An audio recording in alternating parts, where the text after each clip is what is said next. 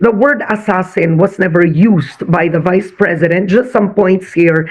Sinabi niya na that's a term that was concocted or said by other people. Ang sabi ni Vice President, may kinausap na akong tao na kapag pinatay ako, patayin niyo si ganon. So dapat, ang sinasabi ng defense, dapat patay muna siya. That's one. And hindi assassin tao. The word, no? Number two is, can the prosecution prove that she actually did it?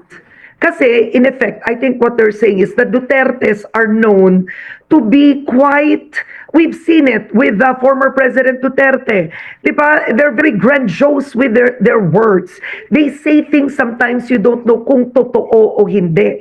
So, ang hamon ng defense in that speech is, can they prove that she's actually acted upon her words? Did she actually contact a person? Or bravado lang ba yun? Kumbaga, nagsasabi lang ba siya na ginawa ko to? No joke, no joke. Pero sa totoo, wala naman siyang ginawang ganon. How do you move from there, Representative? In response to your compound questions, Yeah, no? yeah. Gamitin na natin dito mga Oo. grounds for objection. You mentioned about the former president. Yeah, yeah. Very bold in making his pronouncements, no? Ang tanong, nasaan ba ang former president ngayon, no? Secondly, and as to whether we will be able to prove the same, we have to make a distinction between an ordinary criminal proceeding and an impeachable proceeding. We are confident as far as impeachment trial is concerned. Our evidence is strong. But please, do not ask from us a quantum of evidence which is applied only in a criminal case. Kung tawagin ng mga abogado, proof beyond reasonable doubt. Yung kumbaga ito, produce the assassin. Ganon. In terms of quantum of evidence, napakalaki po ng diferensya. Dito po sa impeachment trial, there is no quantum of evidence required at all. As a matter of fact, ang sabi ng Supreme Court dyan, it depends on the conscience of the senator judges as to whether we will be using preponderance of evidence, substantial evidence, clear and convincing, o ito pang clear and convincing was mentioned in Duterte versus HRIP, but that is very minimal compared to the quantum of evidence that is required in criminal case, which is proof beyond reasonable doubt. Bawal na merong slightest na duda, no? So, yun ang that's how I respond to your question. Kaya nyo bang patunayan na may kinuha talaga siyang assassin?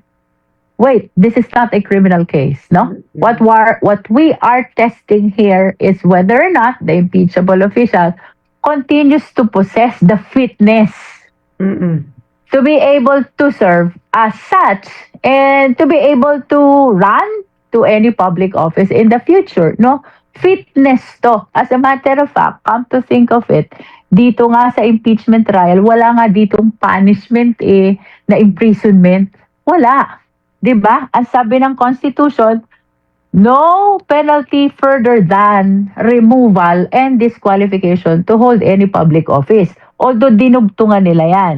Yung convicted, impeachable official, halimbawa may decision na, you can still be held answerable for prosecution.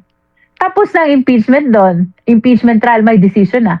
But still, a criminal case can be filed in the proper forum if indeed yung mga naging allegations of offenses doon constitute independently a criminal case, no? Bakit kinailangang tumagal sobra ang whether it's the presentation of the prosecution to the defense cross-examination kay NBI Senior Agent John Mark Calilong? Gayong, when you think about it, hindi naman siya technically ang operator ng video, source ng video. In other words, is but to authenticate that yes, yan yung video. Napanood naman ng taong bayan lahat yun nung 2024 na nasabi talaga yun ng Vice President. Hindi naman siya pertinent witness in the formation of the video itself. So bakit tumagal ng ganun, Representative? Okay, we are introducing electronic evidence. No? That video is an electronic evidence. And there are requirements under the law on how you will present an electronic evidence. Yung ginawa ni Agent Calilong, matters concerning authentication, that is compliance with the requirements in presenting electronic evidence. No? Tama ka doon, Karen, napanood na siya ng buong mundo. So, sabi ko, ano pa debate doon? Nakasave na sa phone no ng ibang tao. Ano bang pinagdedebatehan nyo pa dyan? 100 beses na nga napanood ng lahat ng Pilipino sa buong mundo. This is the forum. This is the proper forum. No, it's not enough na nakita sa labas. It's not enough na nakita na ng lahat. We should comply with the requirements on the presentation and identification of every pieces of evidence that we are presenting to the court. And that includes the video, which is considered as an electronic evidence. No? So without dwelling on the evidentiary value of the same, I just want to share sa ating mga kababayan, electronic evidence po yun. Pasensya na po kung tedious ang presentation, but we need to comply with the requirements on presenting an electronic evidence.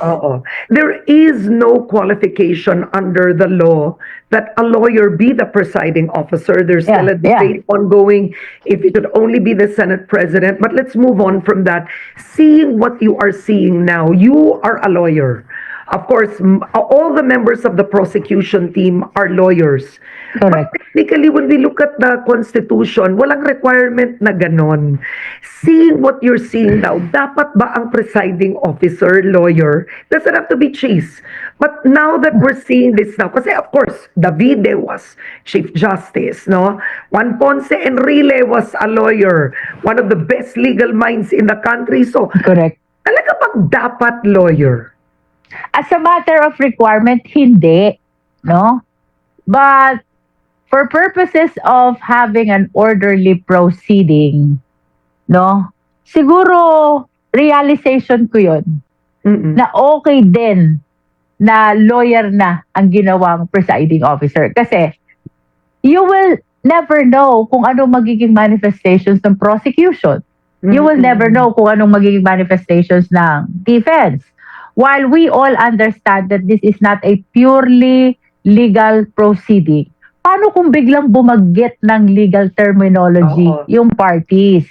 So, at least the presiding officer should be prompt to address, no?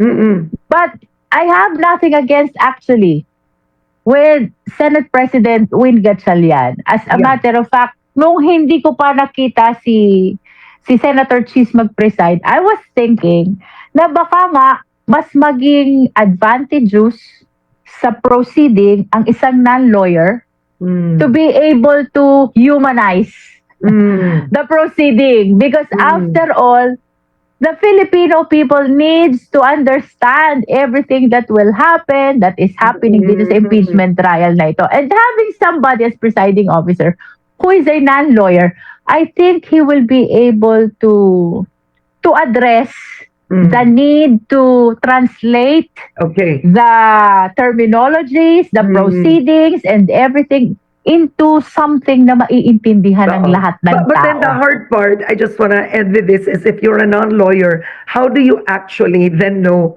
when to sustain or overrule, right? It's like a running joke now with so many people using the words overruled, sustained, and the way the defense is objecting, right? The way the defense is objecting, you would need a lawyer to say, in effect, in your legal parlance, enough, right?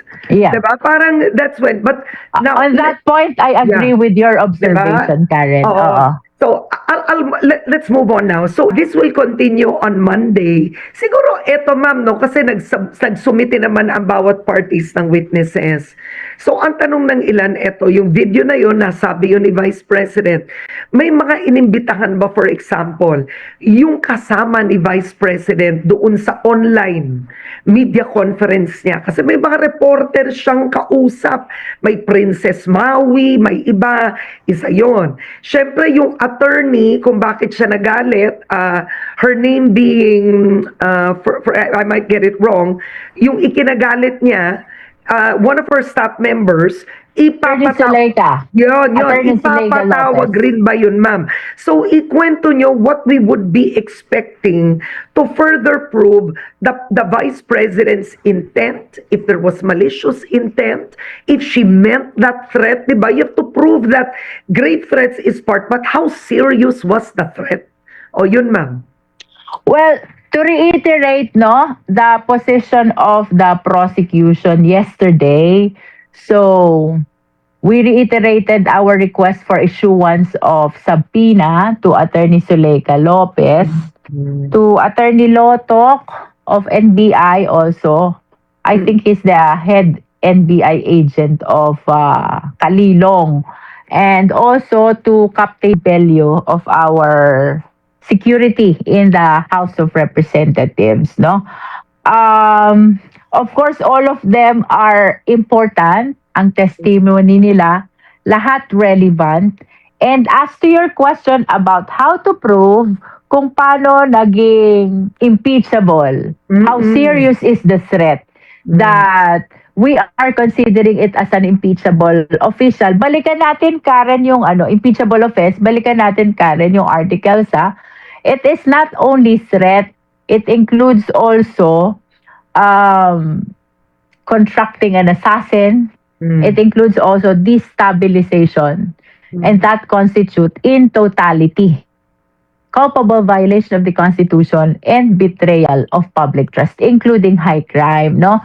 So, dito papasok yung totality doctrine kung bakit madami tayong ebidensyang inilalatag, no? But I think, Karen, hanggang doon na lang ang hanggang doon. sabihin. No, in terms of strategy, no, ito ang una ninyo, no, itong grave threats. And yung number 2 nyo, I believe, is confidential funds. Tama ba That is yun? correct. That Okay, is ang correct. tanong ng ilan, bakit yun, yung expose ni former Senator Antonio Trillanes of the bank accounts, right? He had the accounts itself. He knew the bank branch, BPI, Julia Vargas, and others. And we have seen ERAP and Corona. I mentioned this to you before, when the bank manager appears and says, yes, that is the account of Corona. Yes, Jose Velarde is ERAP Estrada. That was the game changer for those trials. Bakit hindi yun ang pangalawa? Okay, so we perfectly understand that na yung huli, which is unexplained wealth, is the one which the people are really looking forward to see, no? But nonetheless, let me explain. This confidential fund is so familiar to us. Okay. This bribery is so familiar to us. The same way that this threat is very familiar to us. Why? Kasi itong tatlong ito, no, I think except for threat. But for confidential fund and bribery, ito yung naging subject matter ng inquiry in aid of legislation ng good government and public accountability, no? So, parang ang naging consideration namin, let's start with something which we are very familiar with, no? Yung unexplained wealth, we understand the gravity of the allegation, and we wanted to feel the level of confidence na ready na kaming ilatag, no? So, but do you have witnesses coming from the banks? Definitely. As a matter of fact, that will be the subject matter of the oral argument this coming Wednesday, no?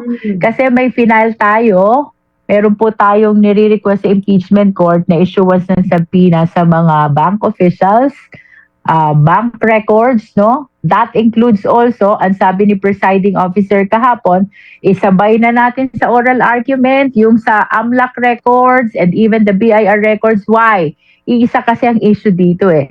It includes acts and omissions prior to 2022 when the respondent became an impeachable official. So the issue there is whether or not we can actually use the evidence for the purpose of this impeachment trial. To be particular, those evidence pertaining to acts and omissions committed prior to 2022. So that will be the very issue of the oral argument and even the memorandum which the parties will be submitting. And it concerns the three documents and officials that we already requested for the issuance of subpoena. Bank, AMLC, and BIR. Baka nga dapat sinama yung SEC.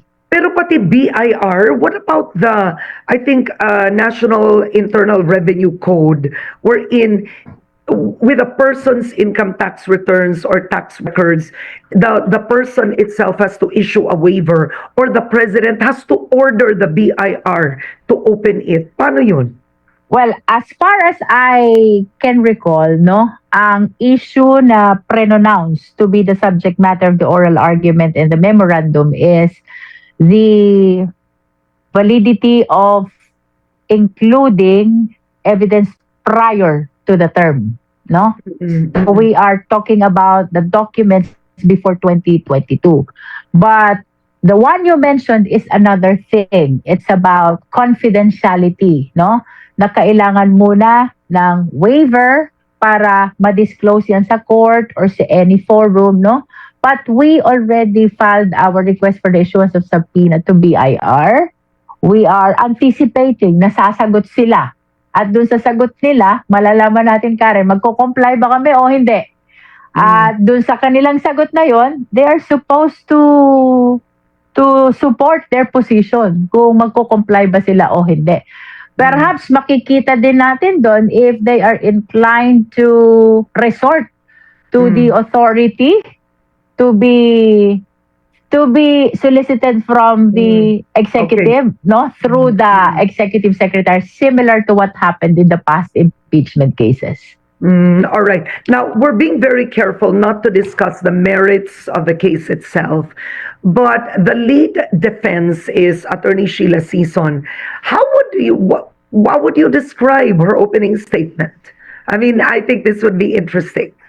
Well, her opening statement is similar to her affirmative defenses, no? In fact, kagaya nung naging concern ng mga senator judges about the manifestation of Attorney Ligutan dun sa article on threat, yung manifestation ni Attorney Sheila, it can be appreciated also as a closing statement because it raises all the arguments on constitutionality, procedural, ano ba, which and they are even brought up using. the COA disallowance. Yeah. Even the COA disallowance. It went on to the details of the articles. Ang ending nun, in raising all those constitutional issues and procedural issues, is to seek the outright dismissal of the articles of impeachment. That is, we will go over their answer again, no? And I wish to share also, yung answer nila, almost the same dun sa answer nila sa Justice Committee. And almost the same dun sa kanilang petitions pending before the Supreme Court. So, apparently, no, para sa understanding ng ating mga kababayan, Karen, wala pa po tayong nakikitang responsive na sagot dun sa allegations mismo ng offenses. Like, for example, akusasyon. Yeah. Oo. Number 1, dun sa threat. So, ang sasabihin nila, iba ang konteksto nun, no? Iba ang konteksto nun. But, actually, they are supposed to expound or explain more than context, no? Bakit ba talaga sinabi yun? Okay? About the confidential fund, I think, mas gusto ng tao yung makita, saan ba talaga nagastos yan? Di ba? And then for bribery, yun din ang gusto ng taong malaman. Kanino ba talagang pera yung tinanggap nila Mercado, ni Osias, at saka ni Catalan, no? Mm. And for unexplained wealth, of course, the people would like to know, saan ba nanggaling itong 6.7 billion na ito?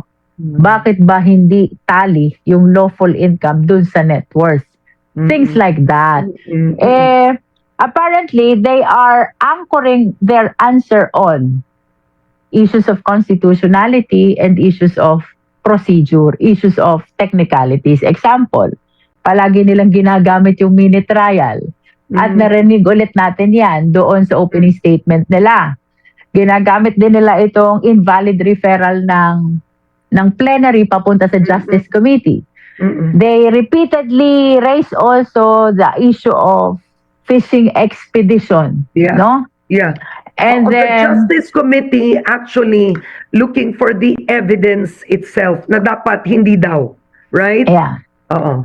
Tapos may sinasabi pa silang predetermined na daw yung impeachment complaint even before we started the hearing in the Justice Committee. Biased daw ang mga members. Pero ito naman, this is not about the evidence, Karen. No? This has been my position ever since they filed the petition. Everything that we did in the House is in compliance to the provisions to the extent of following the very letters. Minsan nga, narinig ko, minsan si Dean Santa Maria yata yun. Sabi niya, parang na-over na ang House. Dahil sa sobrang pag-iingat namin, we opted na sundin hanggang kaliit-liit na requirement ng House.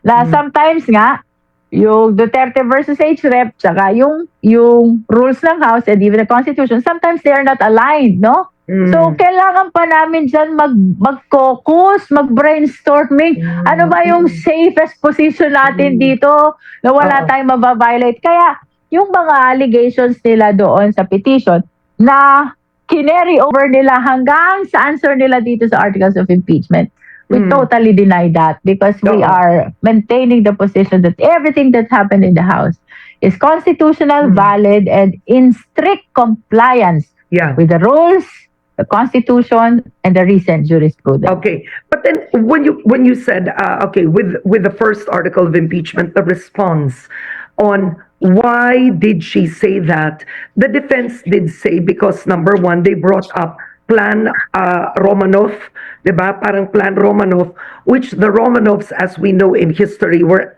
eliminated. The whole clan, the whole race, yung lahi, in-eliminate. So hence using the word Plan Romanov, no? So parang annihilate in effect ang buong Duterte clan. Parang ganun daw ang plano.